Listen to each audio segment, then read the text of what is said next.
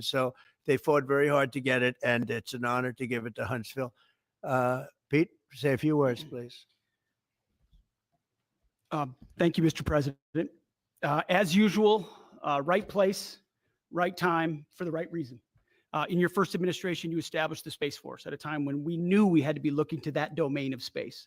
You also reestablished SpaceCom to ensure that priority was put in place, and you, through the Air Force, independently identified that Huntsville, Alabama was the right place to put it. For other reasons, in the next administration under Biden, they decided to move it somewhere else. Well, during that time, the DoD Inspector General, the Government Affairs Office, they did their own assessments. And where did they say SpaceCom should go? Huntsville, Alabama. So what you're doing today, Mr. President, is restoring it to precisely where it should be based on what the Space Force, the Air Force, your leadership believes will give us strategic advantage in the future. That is Huntsville, Alabama. We are way ahead in space, but this will ensure we stay leaps and bounds ahead, because that's the most important domain. Whoever controls the skies will control the future of warfare. And Mr. President, today you're ensuring that happens. Thank you. Thank you very much. Katie, would you like to say something? Mr. President, we are grateful for your leadership on this and restoring Space Command to its rightful home in Huntsville, Alabama. This delegation has worked together, both chambers, both parties, to make sure that Huntsville was the place that Space Command called home. As was mentioned, obviously the Biden administration chose to make this political. What we want to do is put the safety and security of Americans first. We want to make sure that our war fighter is put first. And we want to make sure that America continues to lead. And today, Mr. President, you've allowed that to happen. Thank you. Thank you very much. Tommy, please. Yeah, thank you. Thank you, Mr. President. This is a great day for our country, not just for our state of Alabama. We need help in our military. We need to catch up. And as Secretary Hessek said, we $1 million. We have the plans intact. It'll be behind a secure wall in Huntsville, Alabama, at Redstone Arsenal. We have 40,000 people there. We have the FBI there. We have missile defense there. We have NASA, Blue Origin, and SpaceX. It is the perfect place for Space Command. I would tell you today, and I've spoke with the president for the last 3 or 4 years about this. If I thought it needed to go somewhere else because I understand the security of our country, I'd be for that. But the best place for Space Command is Huntsville, Alabama, because what we have and what it means to this country is going to be so important. So thank you, Mr. President, for this. And we look forward to building a huge Space Command and having the Donald J. Trump Space Command Center in Huntsville, Alabama. JD, would you like to say something? Sure. Well, Mr.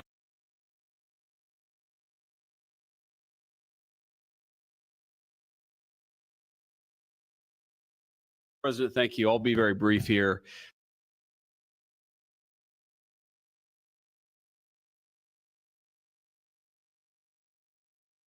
I lobbied the president hard to put it in Ohio, but he said these people, you control the skies. The cyber security,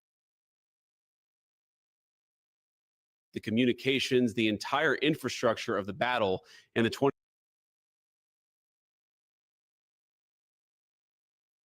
21st century will be in space. So it was a visionary move in the first administration for the president to set up Space Force. And I think an equally visionary move to make sure that Space Force is right where it should be in Huntsville, Alabama. Thank you, sir. Thank you very much. Gentlemen, anybody want to say anything? Would you like to say? Mr. President, another promise made, another promise kept. You think about it, Redstone Arsenal is critical to national security. The president said when you were the 45th president, let's do what's right for national security.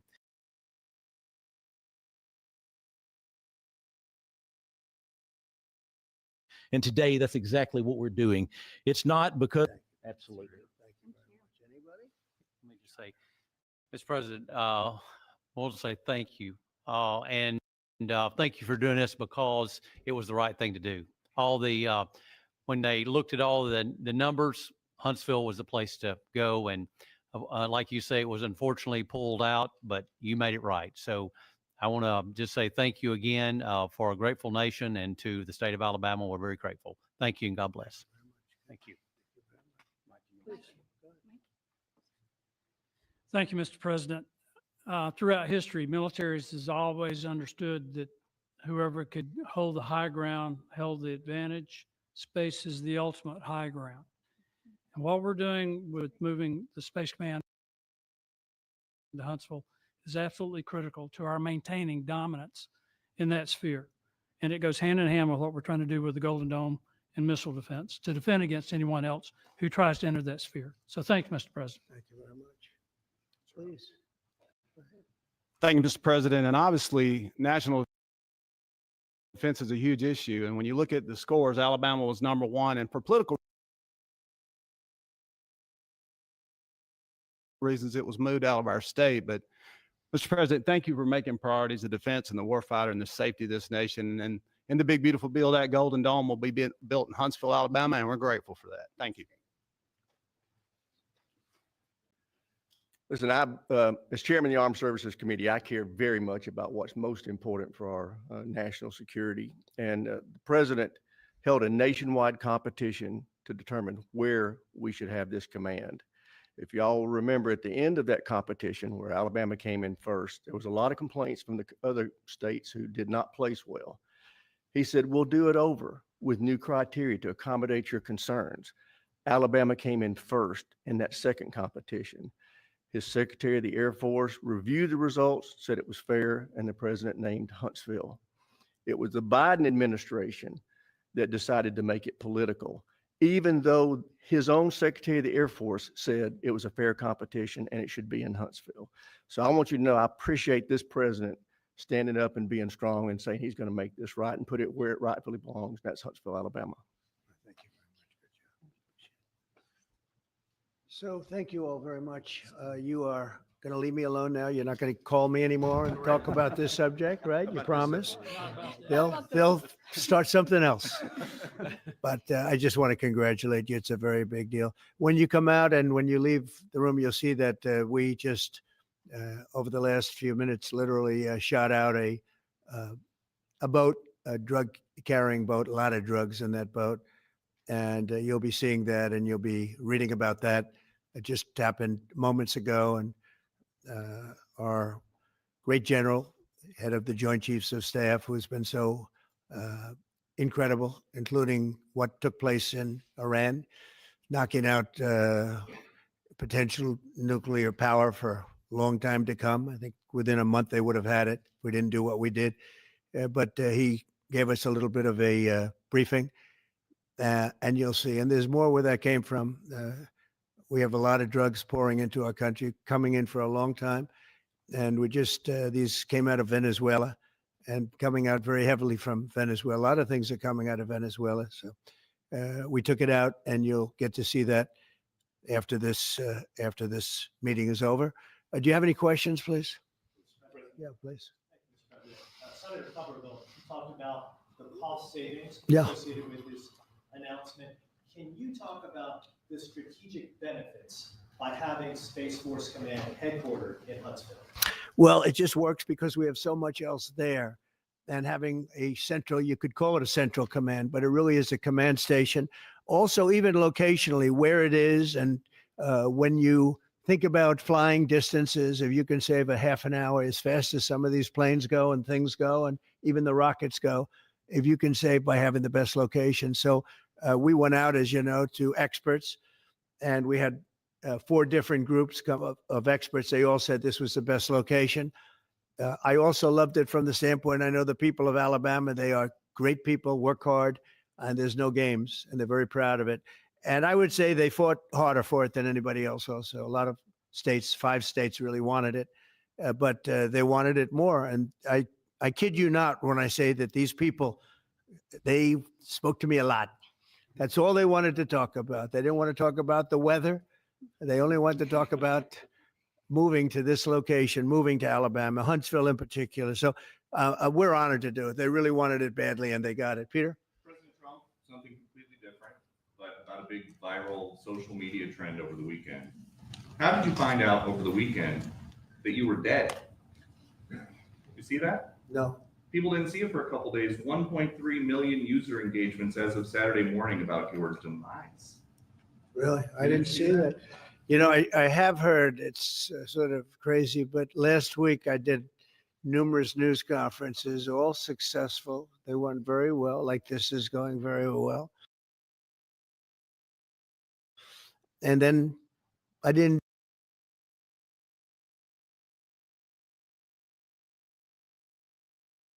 do any for 2 days, and they said there must be something wrong with him.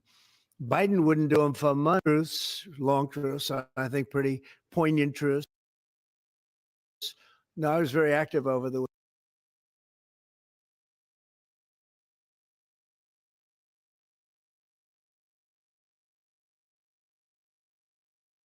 week. And they also knew I went out to visit some people at the club that I own pretty nearby on the Potomac River. And no, I've been very active actually over the weekend. I didn't hear that one. That's pretty serious stuff. Well, it's fake news. You know, it's just it's so fake. That's why the media has so little credibility. I knew they were saying like, is he okay? How's he feeling? What's wrong? I said, I just left. And it's also sort of a longer weekend, you know, it's Labor Day weekend. So I would say a lot of people know I was very active this Labor Day. I had heard that, but I didn't hear it to that extent. Go ahead, Peter. Something else. We know that this country has a huge problem with school shootings. You've said that you're open to sending the National Guard pretty much anywhere. Would you ever consider sending an armed National Guardsman to every school? Well, we have a big problem with school shooting, but we also have thousands and thousands of schools that run perfectly. You know, they talk about you can do things construction wise, and that's really I think nobody knows more about construction than me. You can build the construction doors. You can build what they call safety doors, where they lock on the outside, the inside, and every place else. Well, but if one of these lunatics happens to get through, then the police can't get in. Then they're looking for keys all over the place, and it takes a lot of disadvantages to doing, spending billions and billions of dollars and actually making it safer in some way for some of these lunatics that we're dealing with. But I don't think so. I've thrown out the concept. We have great teachers that love our children. The parents love the children. Teachers love the children too.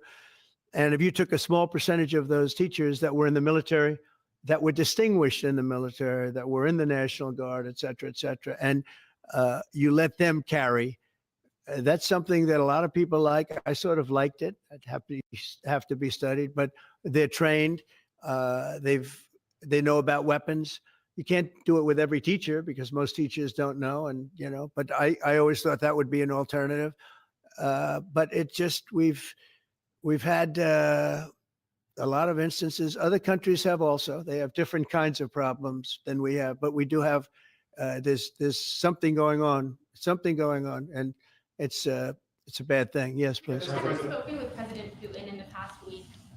Have you spoken with President Putin? Yeah, I don't want to. I have learned things that will be very interesting. I think in the next few days you'll find out. Any consequences if there isn't some type of announcement of a meeting with President Putin and President Yeah. Zelensky? Yeah, there will be. We're going to see what happens. We're going to see what they do and what happens. I'm watching it very closely. Last week, they lost 7,000 between the two countries, 7,313 soldiers, to be somewhat exact, for no reason whatsoever. And they're Russian and they're Ukrainian, but, they're soldiers. I want to see it end. Yeah. Mr. President, have you decided you're definitely going to send National Guard troops to Chicago? I didn't say when, but the answer is, look, Chicago's very interesting because I watched Pritzker get up and say about, we don't need help, we're safe. But 2 weeks ago, they had 6 people murdered, and 50 hit with bullets. And you have this governor get up, who's a terrible governor, probably he and Gavin Newsom would be probably the two worst and most naive. They're naive. Either they're naive or they're very untruthful. And he'll say, we don't want any protection. We don't need. So in the last 3 weeks, he's lost almost 20 people killed. There's no place in the world, including you can go to Afghanistan, you can go to places that you would think of. They don't even come close to this. Chicago is a hellhole right now. Baltimore is a hellhole right now. Parts of Los Angeles are terrible. If we didn't put out the fires, and I mean the other fires, the bullet fires, they didn't do a good job with, they should have had the water coming down, like I said. You know, we had to release the water. We had to go in and release the water to LA. It's so badly run. But if I didn't send the National Guard into Los Angeles, I would be making an announcement today. I'd be talking about Huntsville, and I'd simultaneously be saying, by the way, the Olympics is not coming to Los Angeles. If we didn't do that, and even the sheriff, the top law enforcement person in Los Angeles said, we could not have handled it without them. So that's what he said. Make your mind up on Chicago, though? Well, we're going in. I didn't say when. We're going in. When you lose, look, I have an obligation. This isn't a political thing. I have an obligation. When 20 people are killed over the last 2.5 weeks and 75 are shot with bullets. So let me tell you a little story about a place called DC, District of Columbia, right here where we are. It's now a safe zone. We have no crime. It's in such great shape. You can go and actually walk with your children, your wife, your husband. You can walk right down the middle of the street. You're not going to be shot, Peter. You're safe. Everyone likes you anyway. They probably wouldn't do it. But it's so dangerous. And there are people in this audience that you've suffered greatly. There are people in this audience that have been mugged and hurt badly, and they don't want to talk about it. Maybe you were very brave in talking about it. You made quite an impression on a lot of people. I appreciate it. But there were other people in this room that have been hurt very badly just walking down the street in D.C. Washington, D.C. is a safe zone right now. It's a safe city. The restaurants are open. They're booming. You can't get a restaurant. New restaurants are announcing that they're going to be open. This took place in 12 days. Now it's 15 days, but 3 days ago, it became what's known as a safe zone. It's a safe city. And this city was really bad, really, really bad. We took 1,600 people out, hardcore criminals that will not be coming back anytime soon. And we're very proud of it.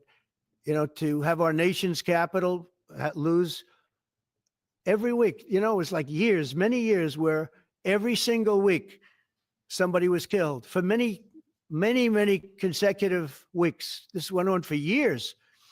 And then we had last week, it was announced that nobody was killed last week. And I made that announcement in front of a very distinguished leader of a country. And I'm saying proudly, ladies and gentlemen, nobody was killed in Washington, D.C. this week. He looked at me like, what's that all about? I say, yeah, we have a little bit of a crime problem, and we don't have a crime problem in Washington anymore. And the mayor has been very helpful, and the police commission has been very helpful, and it's been a great team. And I would love to have Governor Pritzker call me. I'd gain respect for him and say, we do have a problem, and we'd love you to send in the troops, because you know what? The people, they have to be protected. I saw today on one of your networks, not a friendly network, except really the opposite, I would say, very unfriendly network. And they interviewed about 12 people on this morning. Most of them were African-American, who were Black. And they were saying, please, please, please let the president send in. These were people from Chicago. Please, we need help.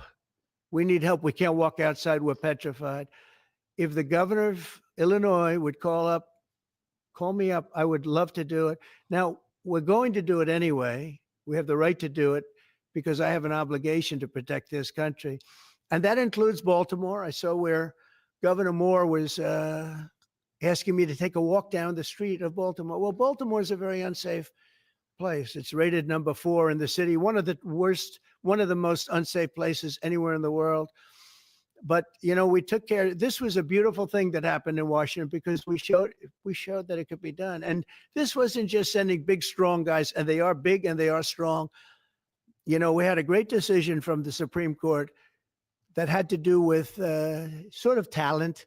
It had to do with you are put down based on merit.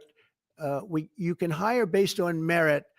So merit for a soldier or for a policeman is strong, physically fit, something, having a certain ability, not a person that is woke and got the job through woke, but wasn't strong enough to lift a gun out of the holster, et cetera, et cetera. No, I looked at the police, as you know, last week I went over, we had a meeting with, there had to be 300 people, and they were all very impressive looking. And when the bad guys see them, they're not going to do a thing. And so I'm very proud of Washington. It serves as a template, and we're going to do it elsewhere. But Chicago is certainly going to be high. I would love to have him call. I would love the governor of Illinois. I'd be honored to take his call. All he has to do is say, sir, we need help. It's out of control. And everyone knows it is. He's not kidding anyone. I would love to have, I would say, Governor Moore call, because I watched him over the weekend trying to explain that Baltimore, what they need is housing. No, they don't need housing. They need to get rid of the criminals. These are hardcore criminals. We took many people off the streets of Washington, D.C. They're hardcore. They're not going to be good. In 10 years, in 20 years, in 2 years, they're going to be criminals. They were born to be criminals, frankly. They were born to be criminals, and they're tough and mean, and they'll cut your throat, and they won't even think about it the next day. They won't even remember that they did it. And we're not going to have those people. Washington, D.C. is now a safe zone. It's a safe place. And you can walk, Katie, you can walk right down the street with, by the way, one of the biggest human beings I've ever seen, which is her husband. He was a football player for like 11 years in the NFL. He's a big person. But big doesn't mean anything when they have guns and when they have knives and everything else that they have, right? But you can walk right down the street, even by yourself, and you're totally safe. Washington, D.C. is a great thing. Yes, ma'am, please. Calling on Democratic leaders across the country to work with you on crime. Do you see your efforts here in DC, including, for example, working with Mayor Bowser here as a model for bringing more bipartisanship in matters, not only with crime, but also issues that matter to everyday American people's lives? So Mayor Bowser's been great. She could have taken the thing, and then after I clean it up, they're going to be a disaster. We stopped it cold. If we didn't do that, would have been a very sad day. And remember, we have the Olympics, we have the World Cup, we have all these things coming, and we have 250, all of these things coming. But I watched Newsom get up and say he's doing the great. He's not. We're the ones that did it, and that's okay, whatever it takes. But the main thing is But he got up and said we did it. Well, he didn't want us there. And he's going to need us again because it's starting to form again. I see it. It's starting to form again. We have to maintain. It's like maintenance on an airplane. You can buy it, but you have to maintain it. And if you don't maintain it, a good plane becomes very unsafe very quickly. So it's an honor to do it. It's a lot of presidents wouldn't do what I'm doing. I don't need this heat. But when I watched television last night and I'm watching the news and I see that 9 people were killed in Chicago and 54 were badly wounded with bullets, I say, that's not this country. We have to do something. And I do say this, I say this very much. I'm not speaking to anybody but them right now. I would love to receive calls from governors and mayors saying they need help. We'll help them. We have a lot of people. We have a great force. We have a great military force.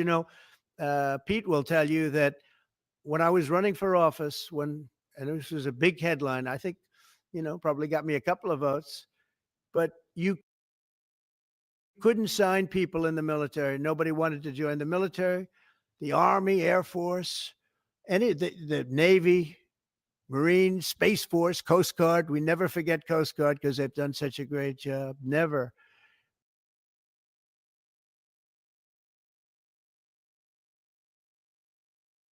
But nobody wanted to join any of them. We were way below what we wanted. Every single one. The closest was the Marines, whatever that is. You'll explain that to me. But the closest was the Marines. But every service was way down, way down. And then I got elected, and our country is the hottest country anywhere in the world right now. Everybody's talking about the USA. They're talking about the job that we're doing. Everybody, we have the best economy. We have a very, very important decision being made by the Supreme Court because our country is the richest, the strongest, the most powerful. But if for some reason some liberal court, I'm talking about the court that just ruled, where even an Obama judge voted in favor of us, which I gave him a compliment yesterday, as you know. I said that took great courage. But it's a liberal court, and it's going up to the Supreme Court, who I think have been incredible people. I think they've made very wise decisions. But the tariff question, because without the tariffs, this country is in serious, serious trouble. We've taken in almost $17 trillion of investment is coming in. Most of it is coming because of tariffs. And if for some reason somebody wanted to be politically correct, I actually think it's unpolitically correct. I think politically correct is to approve it because there's nothing so popular as what's happened to our country. Our country is doing so well. But we had a liberal court gave us a very shocking ruling. And that ruling is basically saying that the trillions of dollars that are pouring into our country, putting us in a position like no country is anywhere in the world, that they'd like to see us that taken away. By the way, a lot of the people behind that lawsuit, that particular, are from foreign countries. I might add. There's a video that is circulating online now of the White House where a window is open to the residents upstairs and somebody is throwing a big bag out the window. Have you seen this? No, that's probably AI generated. So Actually, you can't open the windows. You know why? They're all heavily armored and bulletproof. So that's a fake video. Well, it's got to be because I know every window up there. The last place I'd be doing it is that because there's cameras all over the place, right? Including yours.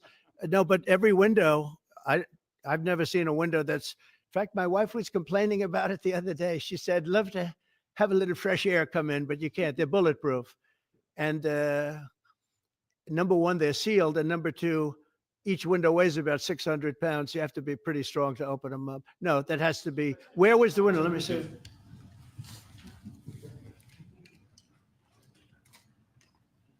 Maybe from the renovations? Which is the window? It looks like this is on the 15th Street side, I think. So right here. Yeah, those windows are sealed. Those windows are they're all sealed. You can't open them. What you were saying regarding the federal. It's the kind of thing they do. And one of the problems we have with AI, it's both good and bad. If something happens really bad, just blame AI. But also they create things, you know, it works both ways. If something happens that's really bad, maybe I'll have to just blame AI. But there's truth to it because I see so many phony things. I saw something as I was growing up from the time I was a baby till now. I said, who did that? It was AI generated. So it's a little bit scary, to be honest with you. But those windows are all very heavily sealed. Thank you, Mr. President.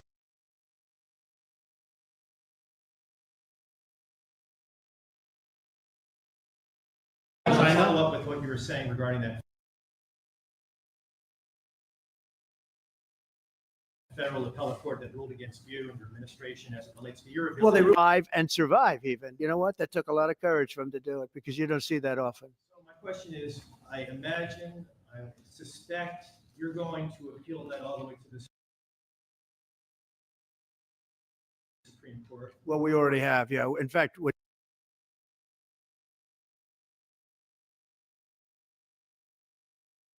doing something else. We're going to be going to the Supreme Court, we think tomorrow, because we need an early decision. I mean, look, the financial fabric of our country, we're a rich, incredible country right now. And we're able to, you know, other countries use tariffs on us for years, and we never did. I did a lot during my first term, but then we had COVID and we had to focus on other things. You couldn't be tariffing Italy, Spain, France, as they were dying by the thousands and millions. But we did with China, and China paid us billions and billions of dollars. And I started the process, but then I had to end it a little bit because of COVID. We focused on that. But no, it's a very important decision. And frankly, if they make the wrong decision, it would be a devastation for our country. we've taken in trillions of dollars. And by the way, all these countries signed agreements. As an example, they're all happy. Everybody's happy. But some whack job put in a lawsuit. It went before a very liberal court, and the liberal court ruled, it was 11, they ruled 7-4, with one of the most liberal of them all voting in our favor because they're patriots. I think I give tremendous credit to that judge. And now it's going to the Supreme Court. Now we're going to be asking for early admittance. We're going tomorrow, and we're going to ask for an expedited ruling because, when you look at the stock market's down today, the stock market's down because of that, because the stock market needs the tariffs. They want the tariffs. If you look at AI, all of those, all of that money that's going to be invested, trillions and trillions of dollars, the biggest thing, bigger than the internet, I suspect. It's the internet plus 3 or 4 other things combined. We are leading very substantially with AI. We're leading because of tariffs. We're leading because of talent, and this is where they'd like to be. But without the tariffs, we wouldn't have a chance because we wouldn't be able to protect those investments of the companies coming in. So if you took away tariffs, we could end up being a third world country. That's how big the ruling. So we're asking for an expedited ruling. As a backstop to that, President, you have a Republican-controlled Congress. You control the House. You control the Senate. Yeah, but we don't have 60 votes. We don't have 60 votes. You don't I'd love think to you could do get that. enough Oh, votes? if we had 60 senators, if we got the 60 votes, we would get them. But we need 60 votes, and we need, a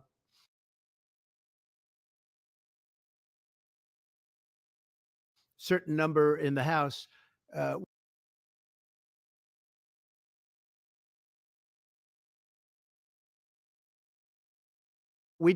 I think we'd get, I don't know, we have about 5 of them here. One of them said, it's amazing that we got away with it so long. One of my friends is a leader of one of the countries, and they're fine with it. They all signed. If that ruling ever went against us, I guess we'd have to give back hundreds of billions. We would have to give trillions and trillions of dollars back to countries that have been ripping us off for the last 35 years. And I can't imagine it happening. On a legal basis, they have no legal basis whatsoever. But on a common sense basis, it would destroy America. Okay. You talked about controlling the sky. On Sunday, the satellite signal Ursula von der Leyen's plane was led. With Ursula? Well, she had an interesting event. She's a tremendous woman. And so what are you asking me about her? NATO is concerned about 92 about this. Sure, NATO is concerned about it. Well, nobody knows where it came from, but they did take away her ability to use a phone. Sometimes that's a good thing.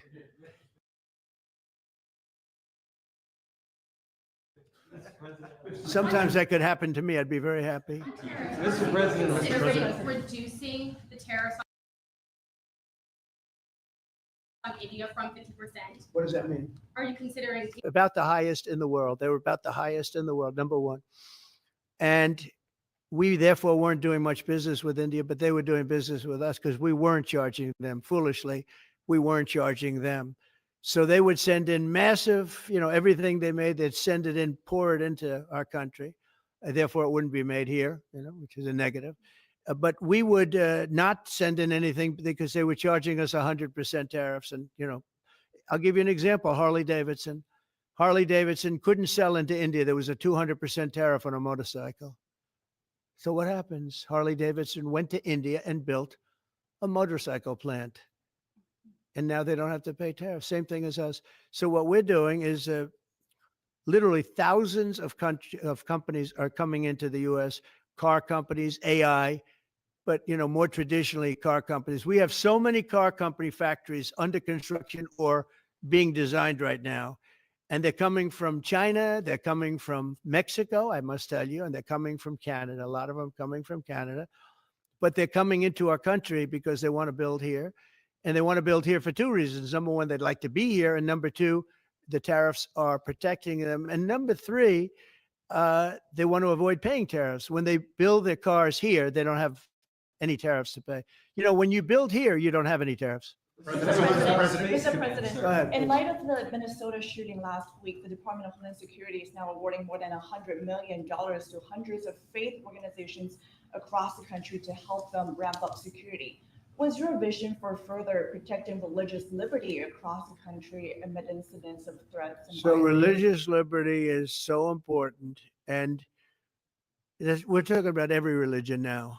And we're doing things on that nobody else has ever done. And we're going to be having a big announcement in about 2 weeks on that question. Yeah, please. On Space Command, sir.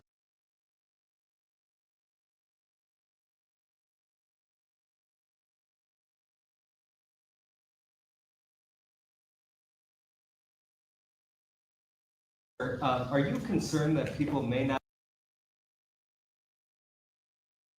be willing to relocate from Colorado to Alabama? With this commission, they set up a commission with him and Scoop Jackson and some people, highly regarded people.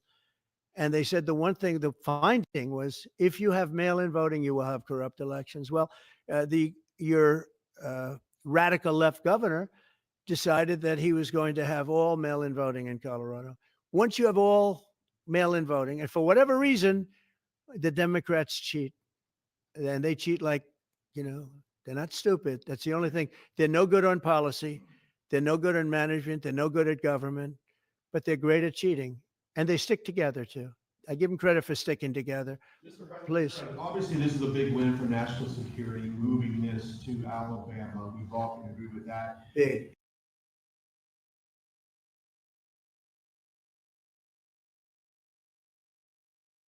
Is there any idea of the economic impact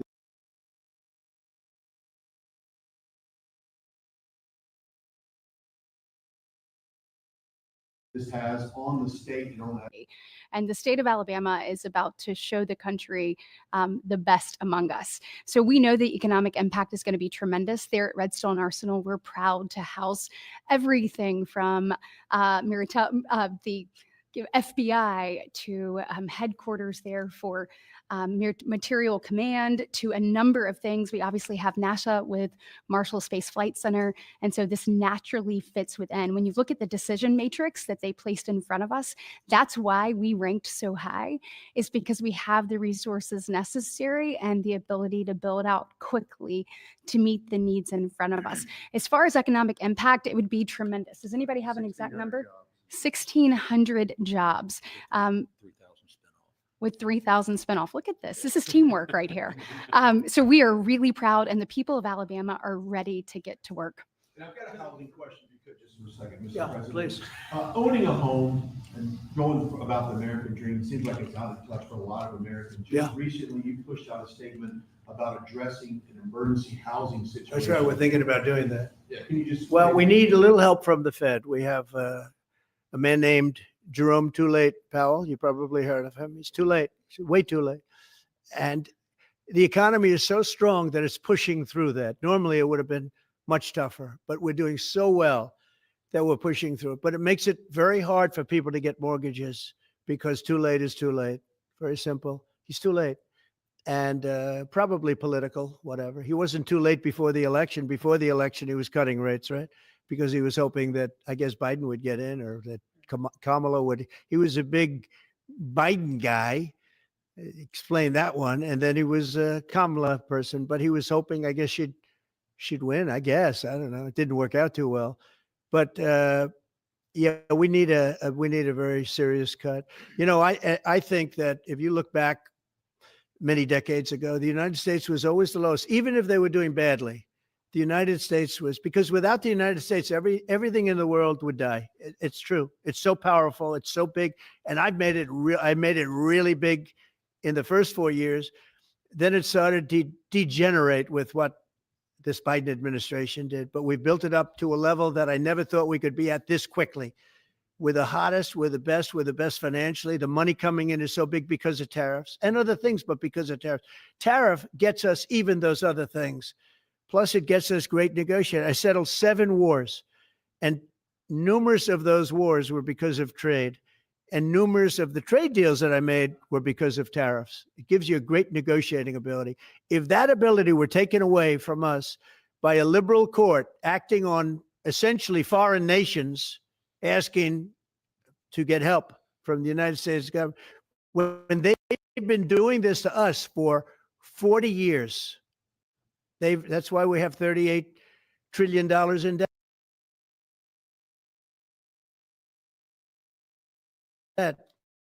We won't have it for long if they let us, if they allow us to do what everybody knows we should be able to do. Yeah, please. Mr. President, another Biden era action that you're now reversing is that you signed a deal last week to make federal buildings adopt and embrace classical architecture styles again. Can you talk to us about why you do that, and also what's your vision? Well, we for- want to see beautiful buildings. Now, it's in the eye of the beholder. I've seen architectural reviews over the years. I'm an expert at it. I've gotten a lot of great reviews, but I've seen buildings that I didn't think were very good get great reviews, and I've seen great buildings get bad reviews. So, but it's just a standard. We want to have a good standard. We're building something here, for 150 years, they wanted a ballroom at the White House. We're doing something at the highest level using great architects and all. And, it's very exciting. But we have a lot of interesting things happening architecturally in DC. And DC is like a different place. And, even the contractor said, sir, we walked down today, we feel like much safer. It's like a different place. Washington, D.C. is great. Now we're going to also beautify it. We're going to put a topping on the roads. We're not going to rip them apart and take 4 years.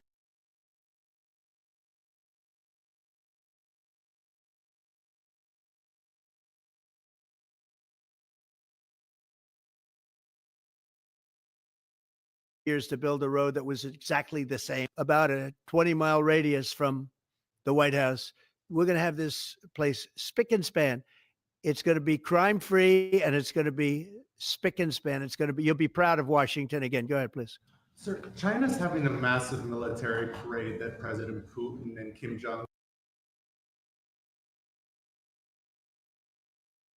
Un will be attending. Do you interpret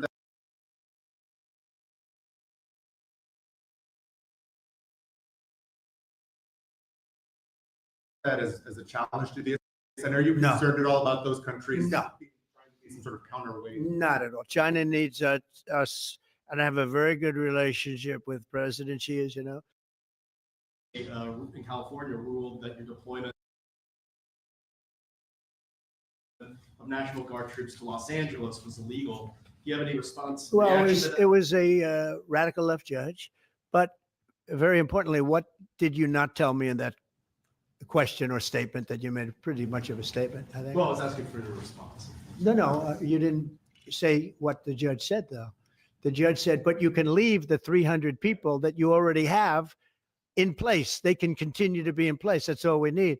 But why didn't you put that as part of your statement? Because the same judge ruled exactly as you said, except the judge said that you could leave the 300 people that you already have in place. They can stay, they can remain, they can do what they have to do. Thank you very much, everybody. We appreciate it. Thank you. Thank you. Thank